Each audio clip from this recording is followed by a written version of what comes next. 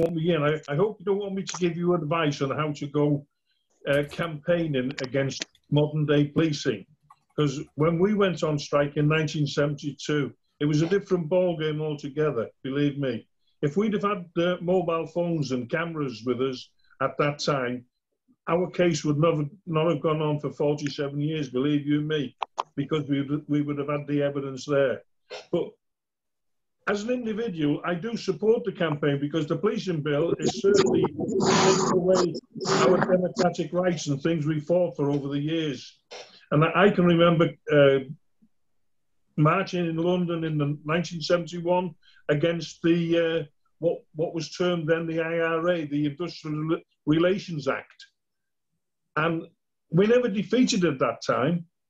The bill became an act, but it was used to jail 5 dockers in London, the Pentonville Five as it became known. And when those dockers were put into jail, the country came to a standstill. And when the country came to a standstill, the government didn't know what to do.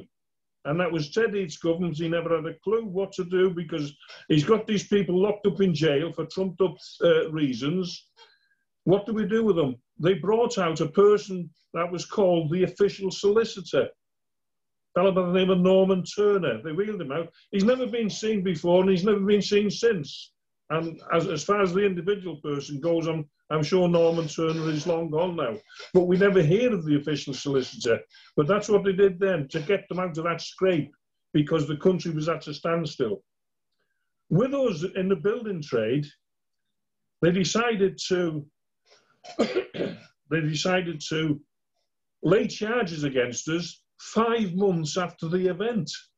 So we've got to be wary of that one, and I advise all your people now, you need to be wary of that. It's not just there and then. Ours was 5 months. The strike finished on September the 13th, 1972, and we were arrested and charged on the 14th of February, 1973, 5 months after the event.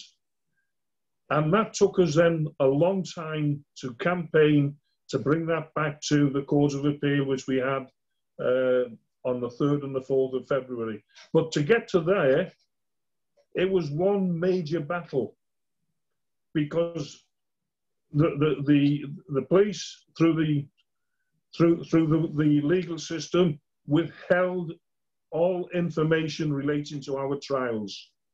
And that information, by the way, we won the case.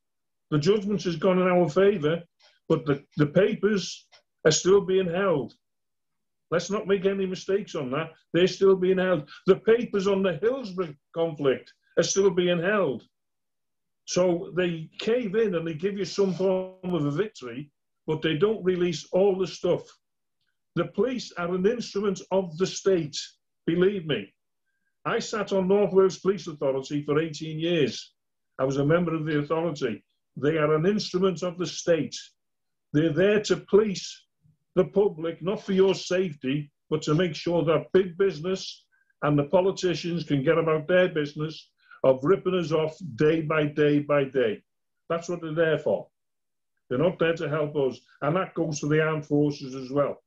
We know that Winston Churchill in the 1920s had the armed forces turn their weapons against striking miners. We know that. He also had gunboats anchored in the River Mersey in the early 1900s, 1911. He had gunboats anchored in the Mersey with their guns trained on the city centre. Who was he going to kill with them? The general public. Not any, no striking people.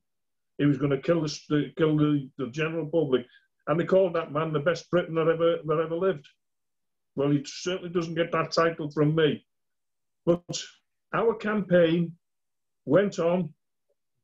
We got knocked back by the CCRC in 2017. They knocked us back and said the evidence that we had presented, and that evidence had been dug out by a fantastic lady. And I say this now, every campaign, every fight needs an Eileen Turnbull. They need an Eileen Turnbull, because she ferreted it out everywhere to get information, to get documents, to put it back to the back to the Court of Appeal, but the CCRC knocked us back. We had a meeting as pickets, and we were advised by our legal team that we should go for a judicial review, because they've said that the decision of the CCRC was flawed in law, and therefore it needs to be challenged. At that stage, and I want to be clear on this, when we met as pickets in 2017 and decided about going to a judicial review, 2 pickets withdrew from the campaign. They couldn't stick it out. They said that they were not going any further. The case wasn't going to win. Indeed, one said he'd had legal advice from a QC to say that the case could never win. And those 2 pickets, so everybody knows, because we never said anything as a campaign team until this week, those 2 pickets were Ricky Tomlinson and Arthur Murray. They withdrew from the campaign. They weren't part of the Shrewsbury24 campaign, although they ended up in court, represented by a barrister, but not as part of the 24. But the rest of the pickets, we went forward for a judicial review. And that judicial review went to a permission stage hearing first in the law court in Birmingham. And at that permission stage hearing, the CCRC didn't even bother to turn up because they were so confident they were going to win. Our barrister, a fellow by the name of Danny Friedman, he was on his feet all that day, putting our case to the single judge, a judge called Justice J. At the end of the day, Justice J said, "I've heard enough. I'm going to refer this back to a court of, not to the Court of Appeal, for a judicial review." And he referred it back to a judicial review, which was heard in April of 2019.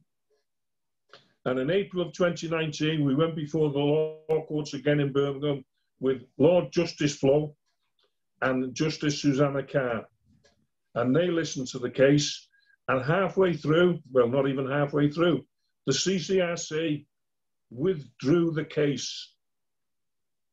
They withdrew it and asked for the case to be handed back to them so they could reconsider their decision, because they don't like losing.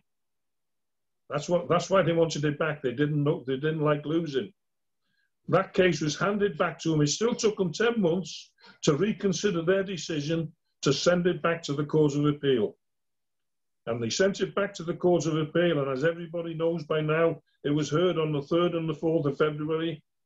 And then on the 23rd of March, last week, 1 week tomorrow, the judges presented their judgment back to the court.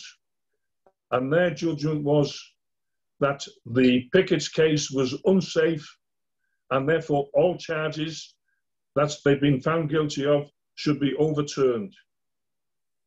And that made me a happy man. It made me a sad man at first. It made me cry. I cried with pent-up emotion, but now it makes me a happy man that the courts have realised that the police, and that's what it was about, the police withheld evidence. And the police not only withheld evidence, they destroyed evidence. That's how the police work. And they destroyed evidence so that we would be found guilty. They had the British Secret Service involved. So again, when you're out and about and you have people who are befriending you, be careful who they are. Because those people, if the British Secret Service people, they will make friends, they will join your campaign, they will go out on campaign with you, but they will be collecting evidence to use against you. And we have that to contend with, the British Secret Service, the police, and the governments of the day. But we took them on, and in the 2 words which are now famous on my Facebook, we won. We won. And that was good enough for me. And hopefully we'll defeat this policing bill, because it's not fair. It's not a democratic bill. It's stopping us having our democratic right of going out and protesting. Whatever that protest is about, we've got to defeat it. We defeated the Industrial Relations Act by the fact that they couldn't use it. We defeated the poll tax, because some will remember the poll tax as well. We defeated that, which Thatcher brought in, and we will defeat this. But what we need for that defeat is solidarity and unity of every socialist that we can find in Britain. Every socialist. But again, a word of warning, be careful who we do befriend, because there's people there who walk amongst us. They walk amongst us every day, and they are not for us. They are there to get evidence about us, to take that evidence to court, and to find us either money or locked up because of actions that they've witnessed. That's what they're there for. So on that, I will end, because I think I've gone on long enough. But I do give you solidarity. I give you solidarity.